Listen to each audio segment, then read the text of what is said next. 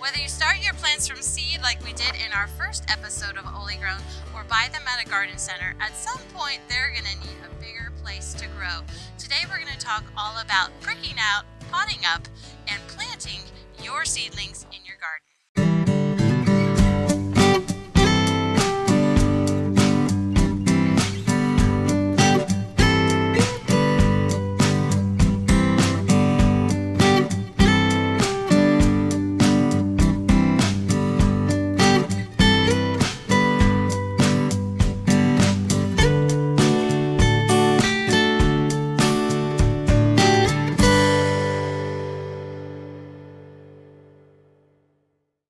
Ago, I planted these tomatoes. There's a lot of them in there. And now, as you can see, they're getting a little crowded in their tray. They're growing really well. They're looking beautiful. When I started these, I put a heat mat underneath them to get them germinating well. Tomatoes are a heat-loving crop, and so they appreciate all the heat that you can give them. I just do it when they're germinating, and that saves sort of on my energy cost, but also helps them get a good start. So they've started really well, and they've germinated so well, in fact, that I have lots of multiple tomatoes per cell because I planted a few seeds per cell in case some didn't come up.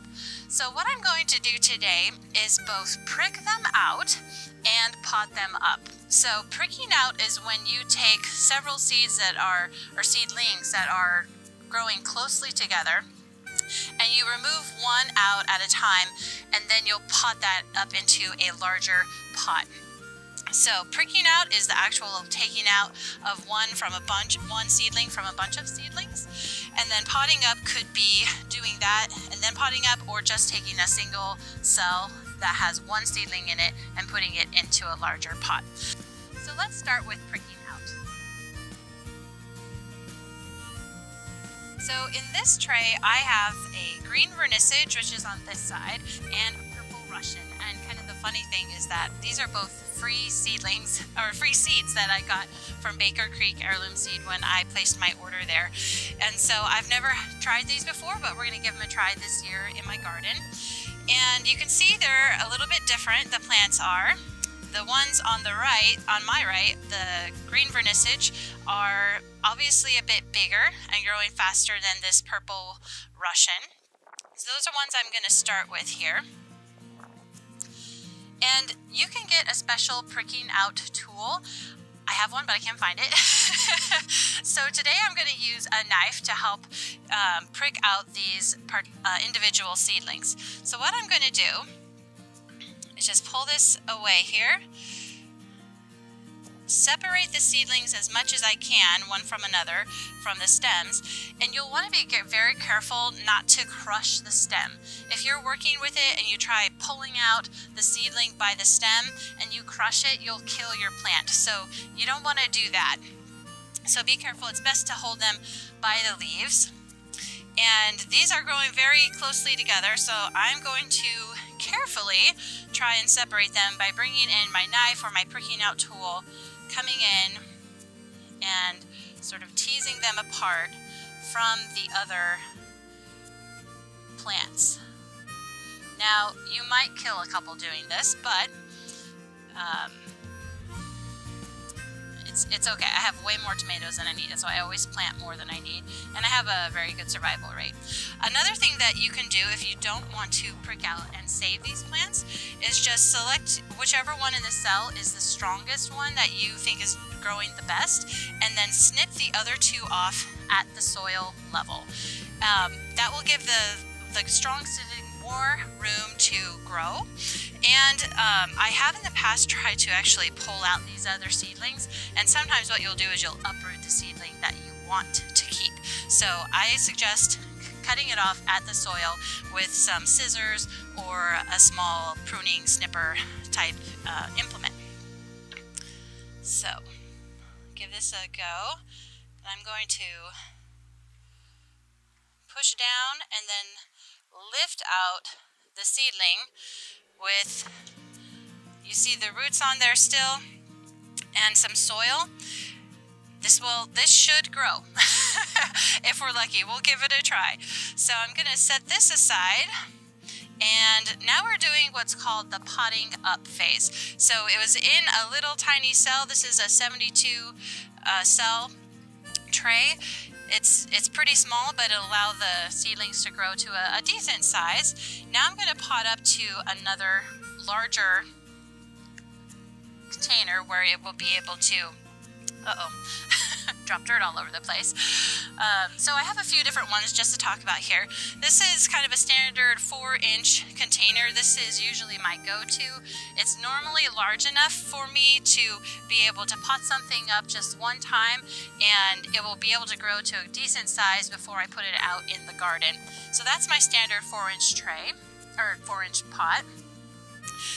This is a small 2 or 3-inch pot. I think it's technically called a 3-inch pot.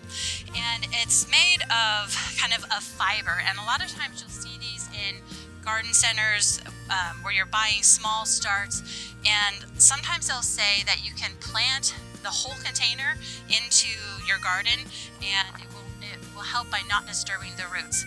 The problem is that it takes quite a while for this to actually decompose in your garden. And so I would always recommend, even if you plant in these or buy these from a gardening center, a plant in one of these from a gardening center, to go ahead and remove these. By the time it's ready to plant, it's going to be pretty wet and you'll pretty much just peel right off. So don't plant in these, but you can use them to pot up. And then, as we mentioned in the first episode, really you can use anything to pot into. These are some cups that I got when my friend was in the hospital, and she, they can't take these back out.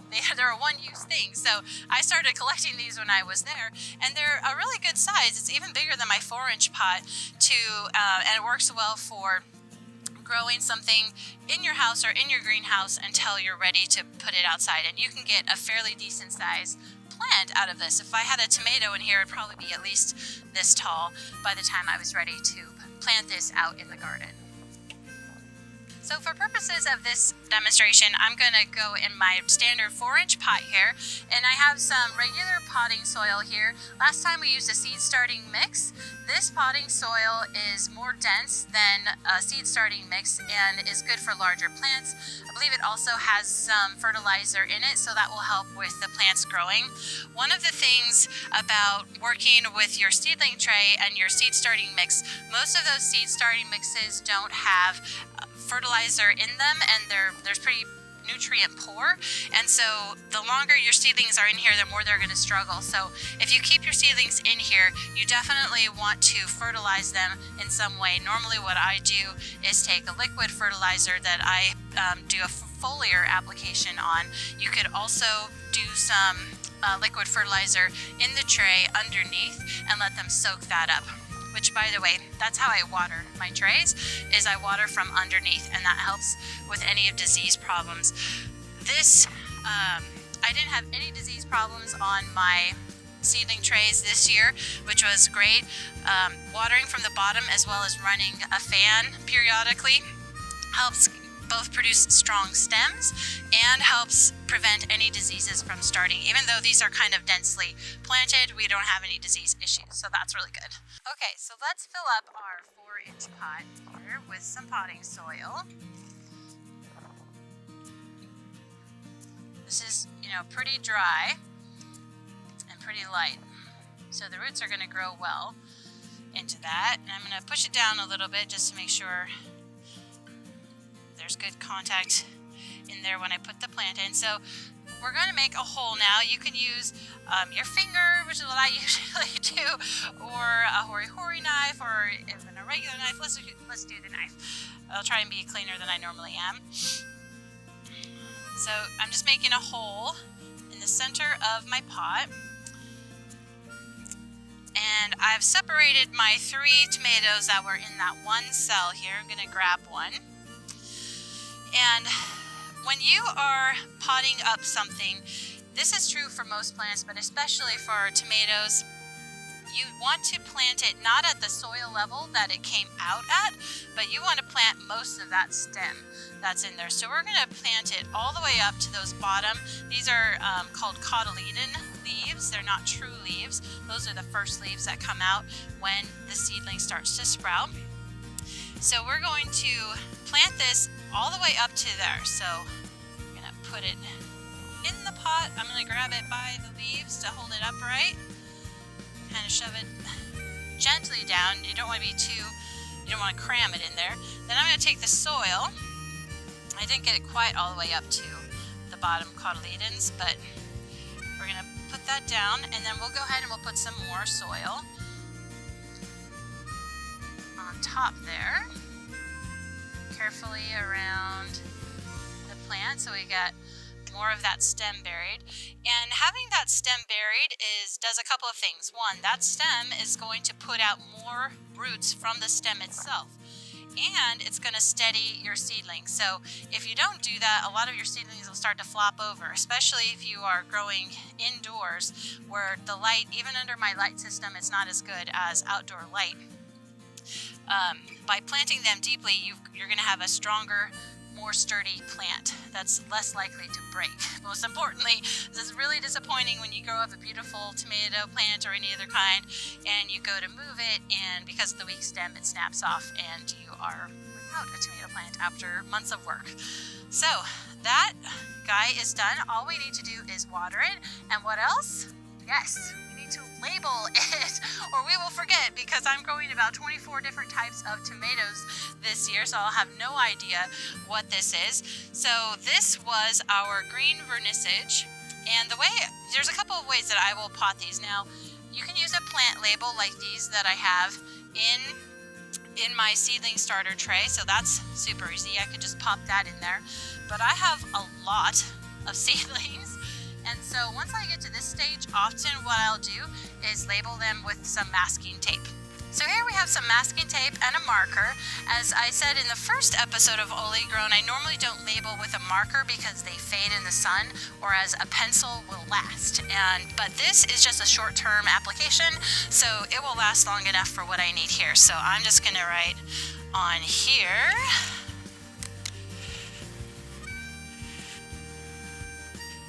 green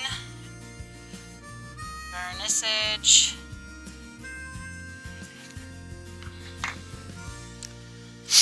that off and then put it on my pot. And I'm going to put this toward the top of the pot so that it sticks better, for one, and it won't get wet when I'm watering it because I water from the bottom for the most part.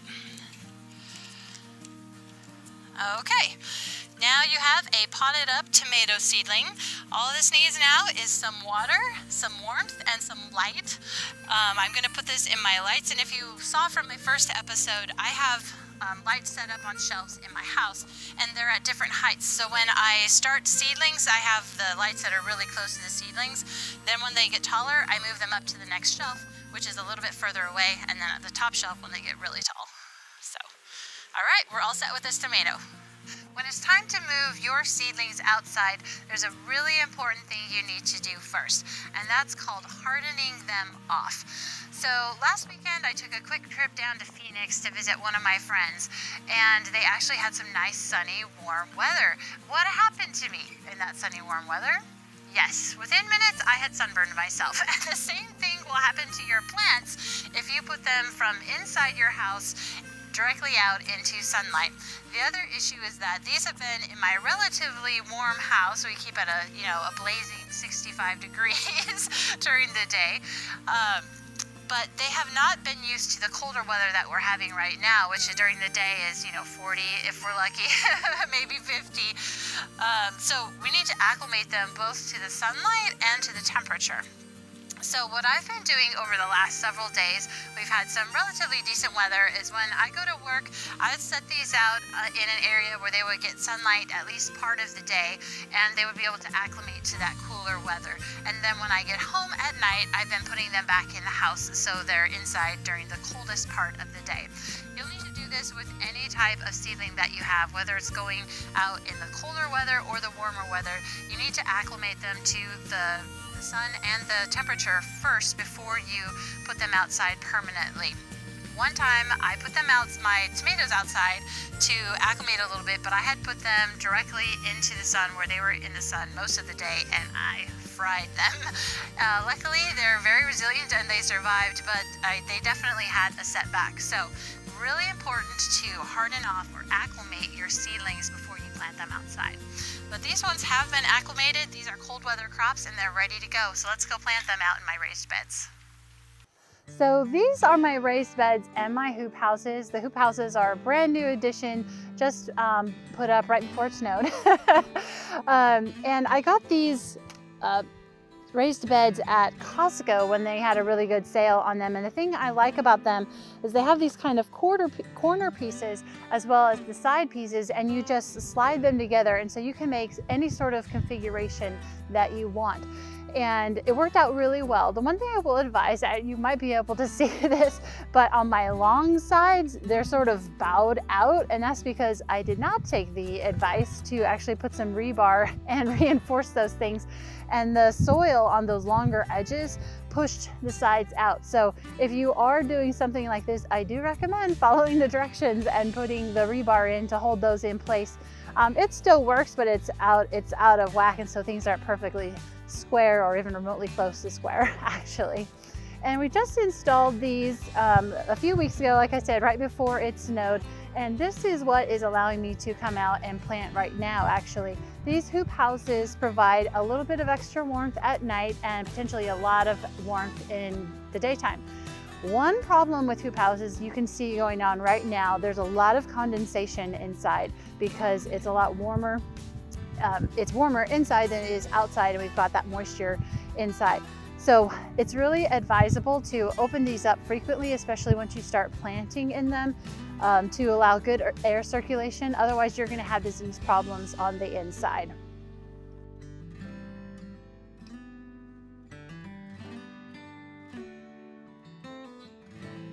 We've opened up the raised beds now and pulled the plastic back so I can get in and plant some of these cold weather crops. One of the things that I had to do this year, even though these are just 1 year old, the first year I put in about 4.5 yards of gardening soil. This year I had to add a whole nother yard of compost to the top to fill it back up. So raised beds, they are going to, whoops, slow down. That's fine.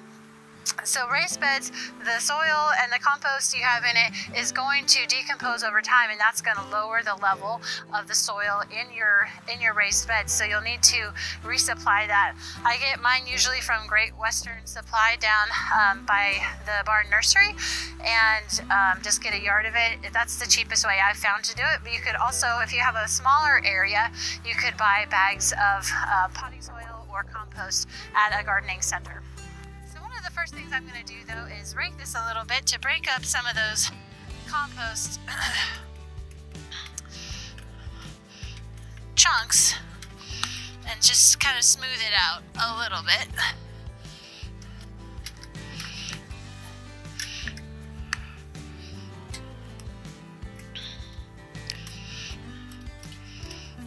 Okay, that doesn't look a whole lot better, but hey, we tried.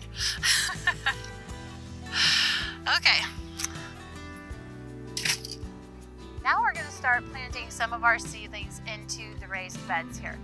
And I'm going to do a couple of things. One, I have some kale over here. Now kale, it likes cold weather, and it also gets very big. It gets pretty tall, puts out a lot of leaves, but it takes it a while to do that. So in between the kale, I'm going to do something called interplanting, and I'm going to put some lettuce in between where I'm planting the kale. The lettuce will be done being harvested by the time the kale gets big enough to shade it out and need that extra space. So we're making the best use of the space that we have here in the raised beds and not wasting any. So let's go ahead and start planting. When I'm going to be down on the ground a lot, one of the things I often like to use are some construction knee pads. The nice thing about these is that you strap them to your knees and then they go with you wherever you go. So without having to use your hands. In our tools episode, that was our last episode, we talked about some kneeling pads that you can use. You can use those too. Those work great. Like I said, one of the things I like about these though is they go with me, and so they are ready to be knelt on wherever I am. So I'm going to strap these on and get planting. One of the tools that I like to use for transplanting is the hori knife that we mentioned in our tools episode. It's great because it's small. I only have to get into a small area of the soil. So I just stick it in where I'm going to plant, pull back a little bit, and pop in my seedling. So let's start with some lettuce on the corner here. This is devil's ear lettuce. And so again, you want to be careful when taking these out of the cells. Normally what I kind of do is sort of pinch the bottom of the cell to push them up, and that helps the plant come out with the root ball more or less intact. Toss this back over here for a second. So that came out pretty nicely. I'm just going to squish that a little. I'm going to come over here in the corner, go down into the ground, and pop in that lettuce. And I'm just going to push down around it to make sure that lettuce is nice and secure in the soil. So voila, a few seconds, we've got one lettuce plant planted. Obviously we have a lot of things here, so it's going to take a little while, but I want to just demonstrate to you a couple of other things. One, the mizuna that we planted in the first episode is looking great. Actually, I love this. I've never grown it before. But I want to show you something about these stems. You'll notice that they're a little wobbly and unwieldy up here, and there's quite a bit of stem up there. So like the tomatoes, we're going to try and plant this all the way down to where those leaves are coming out and put that stem down in the soil. It may or may not put out some additional roots from that stem, but at the very least it's going to help steady the plant so that it is stronger and grows up as a nice strong plant for us. So again, I'm going to pinch the bottom there, pull that out. Now, some people, when they're planting, they like to have really, straight rows. And to do that, you can just get like a string and string it from one end of where you're planting to the other. I like a little more freestyle. Actually, I'm lazy. I don't want to do that work. And it all works out anyway. So I just sort of plant willy-nilly. But when you are planting, one thing you do want to consider is how much space that plant is going to need when it gets bigger, because they seem so small and precious right now, but I can tell you they get really big. Like I said, that kale is going to come at least all the way up to here and will take a good probably 2 or 3 feet area. And so we need to consider that when we're planting. And we are. So we're planting some lettuce in now, but it's going to be gone by the time that kale gets bigger. So, and the same with this mizuna. So I'm going to plant some of this over here and pop it in there. Get the soil up around the base of that plant, and it is good to go. Now let's plant. We've got, what do we have here? See, I can't even remember. Oh yeah, cabbage. I forgot I even planted that. That's what you have to label. So we're going to do a cabbage in the middle here. Squeezing from the bottom. I've actually got 2 cabbage plants in this one. I don't need that. I've got 3 cabbage plants in this one. I don't need that many cabbage plants, because I have a whole bunch more. So in this circumstance, I'm going to look, this one's probably my best one. So I'm just going to pinch these ones off. It's really hard to do as a gardener to kill a little plant, but your plants really do need that space to grow. So make sure that they have it. This cotyledon right here looks kind of yellow. That happens to all cotyledons. It doesn't mean there's a problem with the plant. Just once their usefulness is over, they die off and fall off. So no problem with that. I'm gonna scooch this over a little bit, and I'm gonna put this cabbage plant in right here. Now, one thing I did fail to mention is that before you start planting things in your garden for this year, you need to consider what you planted here last year. Last year I had beans and squash in this area, which are not in the same family as the lettuce or the kale or the cabbage. And so that is not a problem. The reason why you don't want to plant the same family, for example, like the squash family, the cabbage family, the tomato family, which includes tomatoes and peppers. You don't want to plant them in the same place year after year. You will start having disease problems in the soil. So by rotating your crops or your plants each year, you will help stave off any disease building up in your soil by having the same things there year after year. So consider that before you start planting your seedlings out in the soil. And that's all that it takes to get your seedlings started in your garden itself.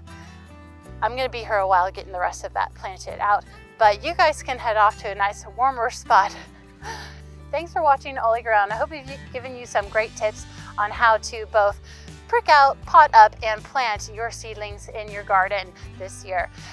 Follow us as always on social media. We have a lot of bonus footage often that goes up there, especially on YouTube. We also have Facebook and Instagram. You can follow us, just look for Ole Grown TV. Thanks for watching, everyone.